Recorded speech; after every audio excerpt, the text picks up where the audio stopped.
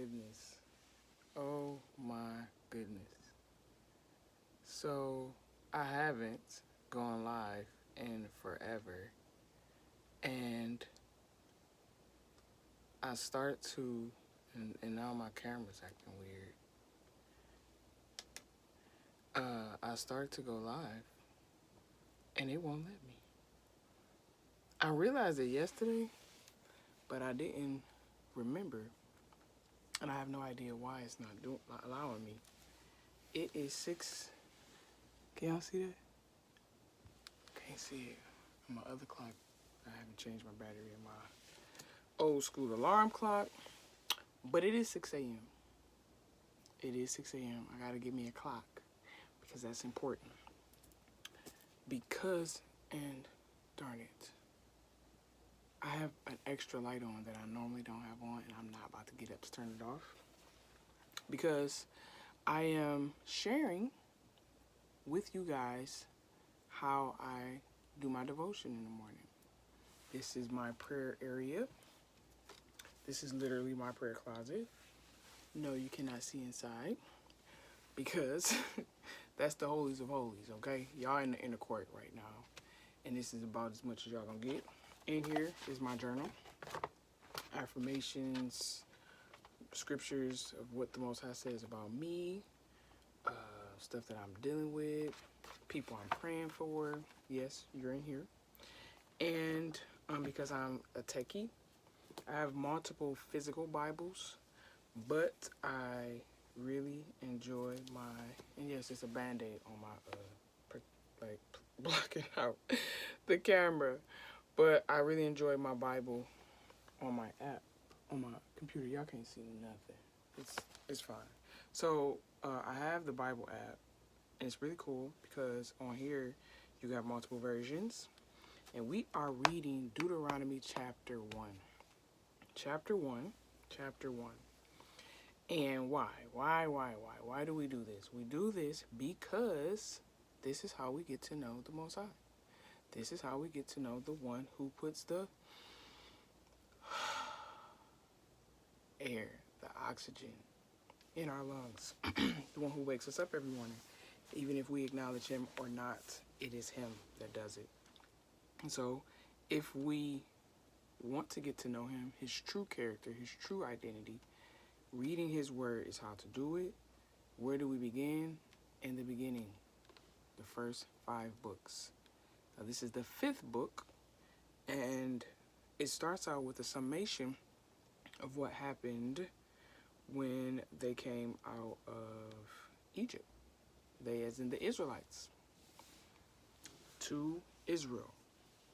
There's more I can say, but I'm already at 3 minutes and 15 seconds, and I promise or practice to keep this at 10 minutes. So let's get reading. And I'm reading, I don't know if I said this before, but the scriptures version. And on the other side, I have the Amplified version, because a lot of over here is Hebrew words, and it's a little difficult already to say their names. But nonetheless, I wanted to read the scriptures version. So I have the classic Amplified on the other side to help me. So you'll see me go like this a bit. All right. Deuteronomy chapter 1. These are the words which Moshe spoke to all Israel, or Israel, beyond the Jordan in the wilderness. Jordan also is the Jordan. And I'm just need y'all to just catch up because I'm not going to be able to do that this whole way through because I'm already at 4 minutes. So, these are the words which Moshe spoke to Israel beyond the Jordan in the wilderness, in the desert plain opposite Sup, between Paran and Topel and Liban and Hastroth and Dizabab. My goodness, that's only the first one. 11 days journey. 11 days journey from Horeb by the way of Mount Seir to Kadesh Barnea. And it came to be the 14th year, and the 11th new moon, on the first day of the new moon, that Moshe spoke to the children of Israel according to all that Yahweh said to him, commanded him concerning them. and Yahweh is the Lord. Verse 4. After he had stricken Sihon, sovereign of Amorites, who dwelt in Heshbon, and Og, sovereign of Bashan, who dwelt at Ashroth and Adri, beyond the Jordan in the land of Moab, Moshe undertook to declare this Torah, saying, Yahweh, our Elohim, spoke to us in Horeb, saying, You have dwelt long enough at this mountain.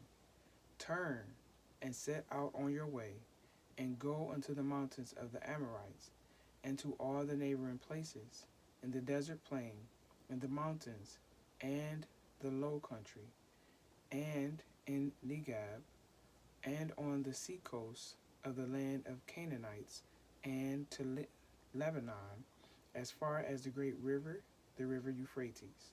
See, I have set the land before you.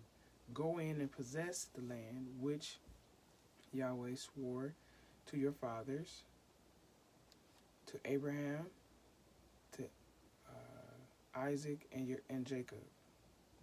And it's Isaac. That's it in Hebrew. Isaac and Yaakov. To give to them and their seed after them. And I spoke to you at that time, saying, I am unable to bear you by myself. And Yahweh your Elohim has increased you. And see, you are today as numerous as the stars of the heaven. Anybody who know that verse 10 is a completion of a promise. He's saying that Israel are as numerous as the stars of heaven. And Elohim of your fathers is going to add to you 1,000 times more than you are, and bless you as he has spoken to you. How do I bear your pressure, and your burden, and your strife by myself? Choose men, wise and understanding, and known to your tribes, and let me appoint them as your heads. And you answered me and said, The word which you have spoken to us is good. And I took the heads of your tribes, wise men and known, and made them heads over you, leaders of thousands, and leaders of hundreds, and leaders of 50s, and leaders of 10s, and officers for your tribes. He's going to do this again, getting leaders like that. And I commanded your judges at that time, saying, When hearing between your brothers, judge righteously between a man and his brother, or the stranger who is with him. Do not show partiality in right ruling. Hear the small as well as the great. Do not be afraid of anyone's face, for the right ruling belongs to Elohim.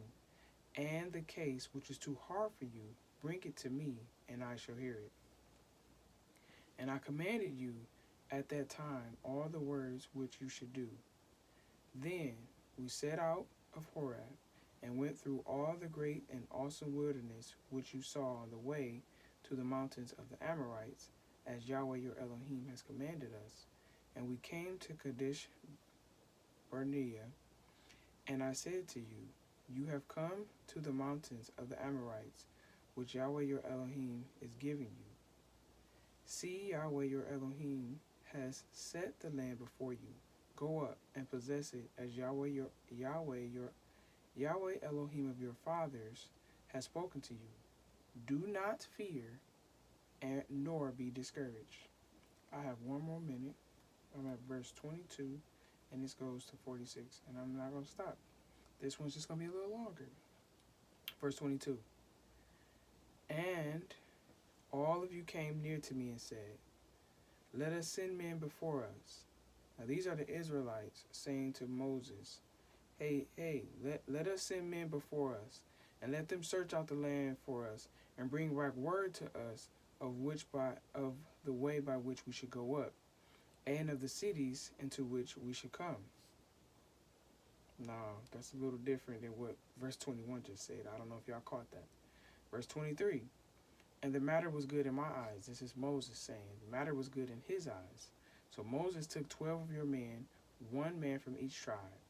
And they turned and went up into the mountains and came to, let's see, verse 24, the valley of Eshcol, and spied it out.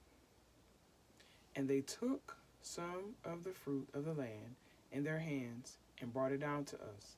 And they brought back word to us, saying, the land which Yahweh our Elohim has given us is good. But you would not go up and rebel against the mouth of Yahweh your Elohim. So it says, Moses is saying, but you wouldn't go up and rebelled against the mouth of Yahweh your Elohim, and grumbled in your tents, and said, because Yahweh was hating us, he has brought us out of the land of Egypt to give us the land of the Amorites to destroy us. Now, where they got that from is beyond me. And then they asked, where are we going to?